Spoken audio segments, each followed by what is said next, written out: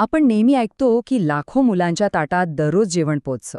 पण एक मिनिट थांबा, ते खरंच पोचतंय का हे आपल्याला नक्की कसं कळणार? आज आपण पीएम पोषण योजनेबद्दल आणि तिच्या अंमलबजावणीत येणाऱ्या एका मोठ्या डिजिटल समस्येबद्दल बोलणार आहोत. विचार करा, शाळेत येणाऱ्या लाखो मुलांसाठी दिवसातला सगळ्यात महत्त्वाचा धडा कोणता असेल? कदाचित जेवण, कारण शिक्षणाइतकंच पोषणही महत्त्वाचं आहे, नाही का?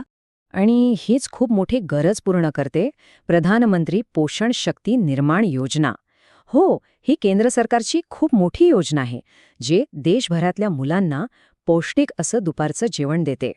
तर मग ही योजना नेमकी कोणासाठी आहे आणि तिचं ध्येय काय आहे? या योजनेचं ध्येय अगदी स्पष्ट आहे. सरकारी आणि अनुदानित शाळांमधल्या 1ली ते 8वीच्या प्रत्येक विद्यार्थ्याला दिवसातून एकदा तरी गरम शिजवलेलं जेवण मिळालं पाहिजे.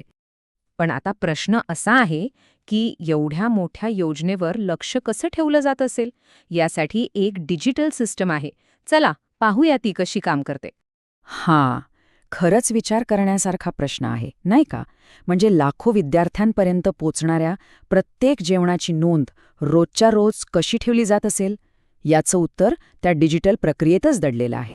तर ही प्रक्रिया आहे ना, ती 4 महत्त्वाच्या पायऱ्यांमध्ये विभागलेली आहे.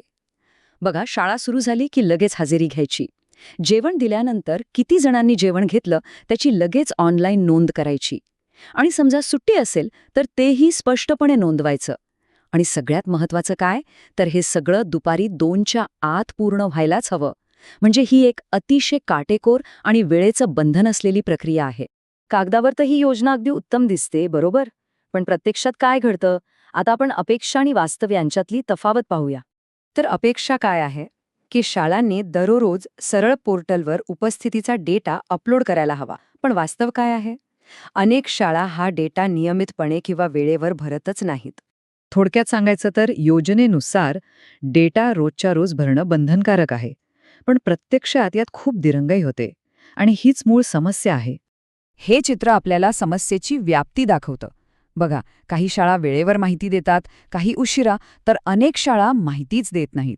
यामुळे होतं काय की माहितीमध्ये एक मोठी दरी तयार होते आणि याच दरीमध्ये योजनेचं खरं यश किंवा अपयश दडलेलं असतं. पण ह्या गहाळ आकड्यांची किंमत काय आहे? म्हणजे माहिती वेळेवर नाही मिळाली तर नेमकं काय बिघडतं? आणि हेच या समस्येचं मूळ आहे.